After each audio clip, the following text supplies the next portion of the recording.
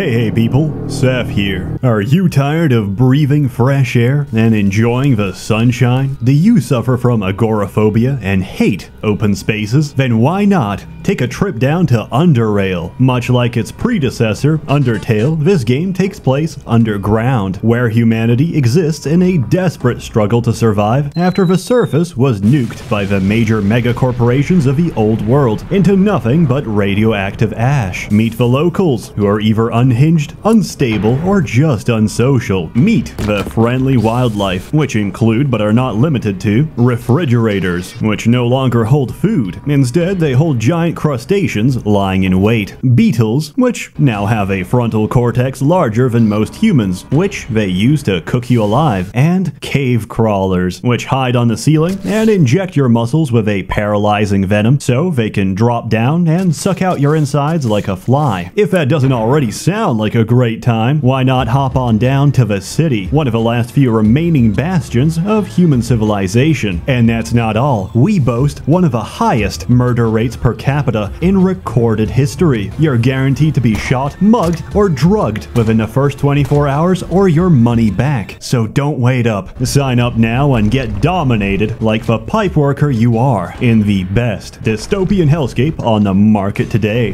Underrail is an underground cave fishing simulator with elements of jet ski surfing. It came out at the end of 2015 and it's probably the closest thing to a spiritual successor of Fallout 1 and 2. It's a turn-based CRPG developed by the Serbians, and as with anything that comes from former Yugoslavia, it's absolutely brutal, unforgiving, and brilliant. So why cover it now? Because it also recently got an expansion, Underrail Expedition. Stig generously gave me a copy, so I thought, hey, how long could this possibly take? 1 week and 60 hours later, I finished it. Not the main plot, not the main story, just the expansion. This game is huge. Let's begin. Story. You play as some schmuck with no real ties or background. However, you've been recently accepted as a citizen of Southgate Station, one of the more civilized places in this world. Now, it falls onto you to make sure your new home has a future. And that's it. No great calamity, no great disaster. We're already living in disaster, but we're trying to make the best of it. Good luck out there. You'll need it. Gameplay. Survival is your primary objective. Quests and missions get you paid, but they're always secondary to preserving your own skin. Before you start, you need to make a character, pick an avatar, and then you need to make the difficult choice between Oddity XP and Classic XP. Experts are divided on opinion, so I'll help you make your choice. With Classic XP, you gain experience from committing murder, and you're gonna commit a lot of murder. With Oddity XP, you don't. You gain experience from dumpster diving, finding old pieces of gum, and looking at shopping receipts. Objectively, Oddity XP is far more realistic, since going through garbage cans and stealing copper wire is how most crackheads level up in real life. It's an experience, and after you experience it once, you'll never want to experience it ever again. Also, don't touch the difficulty. Moving on, you've got skills, perks, and attributes. These are all quite interesting, but I'm not going to explain them. You can't be good at everything, and when logic and reason fails, the only answer you can give is extreme violence. This game doesn't fuck around, and if your build sucks, you're gonna have a bad time. So I strongly recommend you take one of my builds, or builds that I stole from the forums. Doesn't matter which one, they're all pretty good. Combat is a big chunk of the game. Everything is turn-based, so you have to make your actions count, since very often you're outmatched, outnumbered, and outgunned. But unlike your enemies, you're capable of thinking for yourself, and despite the odds, you're very capable of dealing with almost every situation. So come prepared and you'll live a long life. Guns, melee weaponry, traps, grenades, improvised tasers, and crossbows are just some of the tools available to you. If that sounds kinda gay, you can just punch the meat off everything instead. Not only that, but your character also has the potential to harness their psionic energy. What's that, you ask? It's actually a very recent mutation, which lets humans and other wildlife use magic. And it lets you cook people alive, fry their brains, or strangle them with their own shadow. Why? I don't know. Because Underrail takes place in the Harry Potter universe. But instead of wands, you've got implants you inject into your brain, so you can abuse muggles with your mind magic. Thanks, J.K. Rowling. Of course, we can't talk combat without talking about crafting. In most games, crafting is entirely optional. In Underrail, crafting is the difference between life and death. For example, a machine gun, as you may know, is very painful. A single burst at point blank might even zone you out. So what do? We make a tactical vest and shove inside some Kevlar plates. Good work. Now, we don't actually die immediately. So, the enemy throws a grenade instead and shreds your internal organs. You're dead. Your money is now being used on the streets to buy both types of crack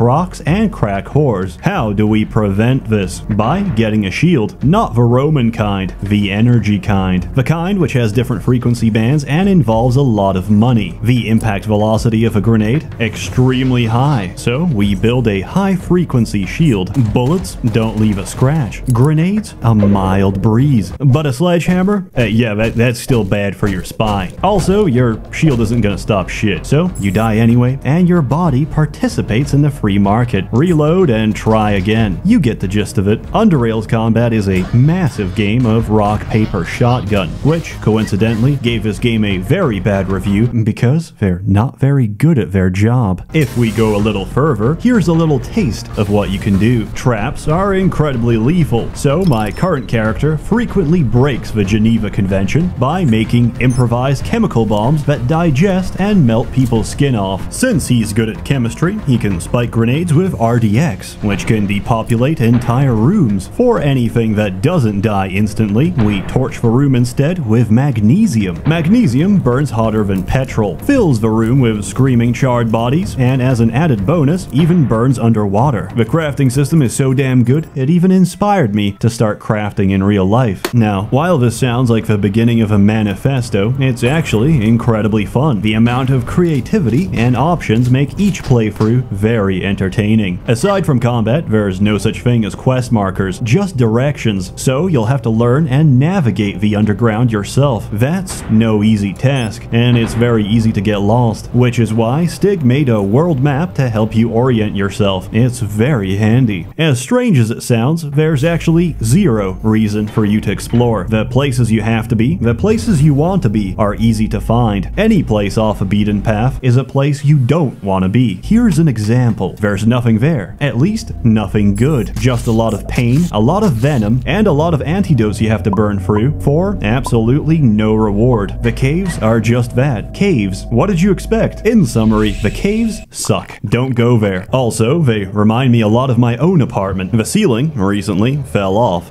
because of flooding. Did they repair it? No, they just stuffed it with cotton. And everybody pretends we don't have a problem. But at night, we can hear it. I can hear it. Scraping about and gnawing on the pipes. We've got a hobbit living in the crawl space. And it's hungry. This isn't a cry for help, I just wanted to explain my life situation. Anyways, I just leave it some chicken bones or whatever. Usually, he's pretty happy with that. There's not too many quests in this game, but most of them are quite long, and usually have multiple ways to solve them. For example, there's one quest where you have to investigate the serial murders taking place in town. After counting the possibilities, there's 5 different ways to solve it. In one of them, you can discover the bodies, download the serial killer's documents as proof of their guilt, and turn them into the authorities. The other 4 involve you being a dumbass and getting drugged by the serial killer. They strip you of your belongings, push you down a shaft, naked and defenseless, into their murder bunker. If you're too slow, they'll walk down and cut you to pieces. If you aren't, you can grab a flashbang, stun them, and crawl into the ventilation system. Once inside, you can either lockpick the safe on their weapons locker and gun them down, put together a weapon to defend yourself, pull apart the fuse box and electrocute them, or hack the bunker's defense systems to gun them down remotely. And that's just a small optional side quest. Another quest line has you following the visions of some stoner at the bar. Help him out, and you'll find out he's not just some random stoner. He's actually an incredibly powerful being that can walk through holes in reality, and he uses this incredible power to steal hallucinogenic mushrooms from the general public. Sometimes, though, his visions aren't exactly accurate, and he he does tend to screw up. This includes forgetting about the mutants he locked in his kitchen before he got high, forgetting about the cats he overcharged in his basement, and forgetting about rift-walking health and safety when he teleports you both inside some Slavic military base in the middle of nowhere. He's a great guy, or should I say, a cool dude. This game's got amazing quest design, and if you want more evidence of that, there's another quest which asks you to track down and kill some gigantic savage living among the rat hounds, the self-proclaimed king of the rat hounds. Once there, if you're charismatic enough, he might offer you an alternative. You see, the king of the rat hounds has no queen, so you can go off and kidnap some guy's wife. Why? I don't know. That's not important. What's important is that you can provide some crazy caveman breeding material and ruin some woman's life just to see what happens. Dialogue is also very well written and doesn't drag on. The music and the atmosphere are absolutely perfect. Wherever you are, you feel it. Wherever you are, you're immersed. It's like I'm actually inside an underground ghetto where everyone is either high off their balls from barrel soup or watching live-action blood sports on a TV. Underrail is not a game you play once. I'm not biased. I'm just trying to justify my 200-hour playtime. Expansion! So, what about the expansion? The expansion itself is new content you can access around mid-game once you get to Core City. You get hired as a mercenary contractor to defend and assist an expedition into a region no one dares enter, the Black Sea. What's out there? Death, ruins, pirates. And even worse, for some reason, your arrival has really pissed off the Icelandic natives. And let me tell you, there's a lot of them. There's so many of them that it's only a matter of time before they overrun you. No pressure. This expedition was doomed from the start. You also get some sick jet skis and jet ski combat, where you throw surfer dude bro pirates off their skis and watch them drown in the abyss. In Underrail, nobody knows how to swim. And there's a lot of designs. You can buy anything from the Boomer Core Blazer, the Shark with built-in torpedo systems, to the miniature naval tank Devastator, which is quite self-explanatory and very much lives up to its name. Jet ski surfing is the main way to get around an expedition, and there's some memorable locations. Old facilities filled with malfunctioning AI, eldritch abominations, and tribal burial grounds where you can spend half an hour pulling bodies out of swamp juice. The expansion dialogue is also amazing. You can spend half an hour deciphering native language and debating philosophy with the elderly. In general, this expansion is amazing, but I never mentioned, why are you here? What exactly are you looking for? And more importantly, why won't anyone tell you? Those are answers you can only find for yourself. And once you find what you're looking for, you should ask yourself a question. Should I